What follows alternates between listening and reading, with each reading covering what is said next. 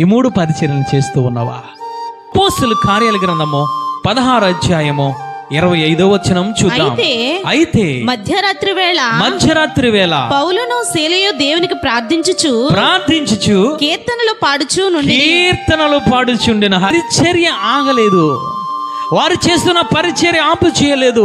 మేము కష్టంలో ఉన్నాము, అనేక దెబ్బలు తిన్నాము, మా శరీరం అంతా రక్త సిక్తమైపోయింది, మా కాళ్ళకు బండలు బిగించారు, మా చేతులకు బండలు బిగించారు, మాకు ఆహారం లేదు, తినడానికి తిండి లేదు, మేము అనారోగ్యముగా ఉన్నాము, ఆపదలో ఉన్నాము, జైలులో ఉన్నాము లేదని చెప్పి వారు పరిచర్యను ఆపు చేయలేదు. వారు ఏమి చేస్తున్నారో తెలుసా? వారు ప్రార్థన చేస్తూ ఉన్నారు, కీర్తనలు పాడుచు ఉన్నారు. అంటే ఆ ప్రార్థన ద్వారా, ఆ కీర్తనల ద్వారా రక్షణ లేని జైలు అధికారి రక్షణ పొందుకున్నాడు. ఏ విధంగా తెలుసా?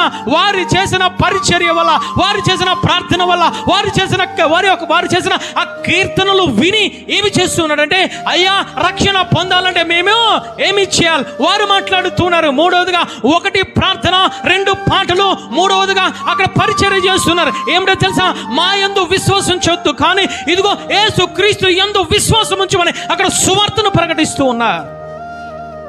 ఈరోజు మనం ఏమి చేస్తూ ఉన్నాం? ఆపద వస్తే పరిచర్యను పక్కన పెడుతున్నాం, శ్రమ వస్తే పరిచర్యను పక్కన పెడుతున్నాం, కుటుంబంలో ఇబ్బంది వస్తే పరిచర్యను పక్కన పెడుతున్నాం. అందుకే దేవాది దేవుడు మాట్లాడుతున్నాడు, యూదా తప్పిపోయాడు. దేనిలో తప్పిపోయాడు తెలుసా? తానుకు అప్పగించిన పరిచర్య చేయకుండా, తానుకు అప్పగించిన ప్రార్థన చేయకుండా, తానుకు అప్పగించిన ఆ దేవుని మహిమపరచడము, దేవుని కొనియాడడము ఇదిగో చేయకుండా, తానుకు అప్పగించిన సువార్తను ప్రకటించకుండా వేరే మనుషులతో కూడి పరిచర్య నిర్లక్ష్యం చేసినందుకు దేవుడు మాట్లాడుతున్నాడు, యూదా తప్పిపోయిన పరిచర్య వేరే ఒకరికి అప్పగించా. నీకు అప్పగించిన పరిచర్య నువ్వు చేయగలుగుతున్నావా? నీకు అప్పగించిన ప్రార్థన పరిచర్య చేయగలుగుతున్నావా? నీకు అప్పగించిన దేవుని మహిమపరచాలి, అన్యజనులు ఎదురుకుండా నీ సాక్ష్య జీవితం ద్వారా మహిమపరచగలుగుతున్నావా? మూడవదిగా సువార్తను ప్రకటించాలి. నశించిపోతున్న ఆ యొక్క జనము దగ్గరికి వెళ్ళి, నశించిపోతున్న ఆ యొక్క గొర్రెల దగ్గరికి వెళ్ళి, నశించిపోతున్న రక్త సంబంధుల దగ్గరికి వెళ్ళి పరిచర్య చెయ్యాలి.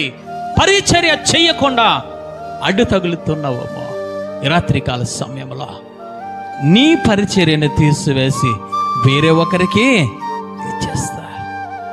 అపోస్తలుడైన పౌలు గారు, ఆ యొక్క శీల గారు జైలులో ఉన్నా సరే పరిచర్యను ఆపలేదు, ప్రార్థన ఆపలేదు, కీర్తనలు ఆపలేదు, సువార్తను ప్రకటించకుండా ఆపలేదు.